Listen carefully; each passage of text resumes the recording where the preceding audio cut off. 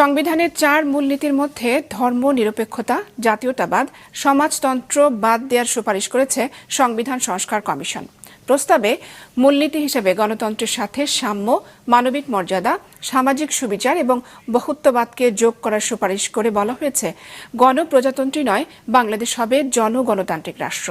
নির্বাচন ব্যবস্থা সংস্কার কমিশন সুপারিশ করেছে, কেউ 2 বারের বেশি প্রধানমন্ত্রী এবং এক ব্যক্তি সরকার এবং দলের প্রধান হতে পারবেন না। আর ন্যায়পাল প্রতিষ্ঠার প্রস্তাব দিয়েছে দুদক সংস্কার কমিশন। 5ই আগস্ট গণঅভ্যুত্থানে আওয়ামী লীগ সরকারের পতনের পর রাষ্ট্রের বিভিন্ন বিভাগে সংস্কারের দাবি ওঠে। আলোচনার প্রথম সারিতে ছিল সংবিধান সংস্কার। প্রধান উপদেষ্টা ডক্টর মোহাম্মদ ইউনূসের কাছে রিপোর্ট জমা দিয়ে সংবিধান সংস্কার কমিশনের প্রধান জানিয়েছেন, 5টি মূলনীতিকে গুরুত্ব দিয়ে রাষ্ট্র কাঠামোতে করা হয়েছে বড় পরিবর্তনের সুপারিশ। গণপ্রজাতন্ত্রী নয়, বাংলাদেশ হবে জনগণতান্ত্রিক রাষ্ট্র। প্রধানমন্ত্রী ও রাষ্ট্রপতির ক্ষমতা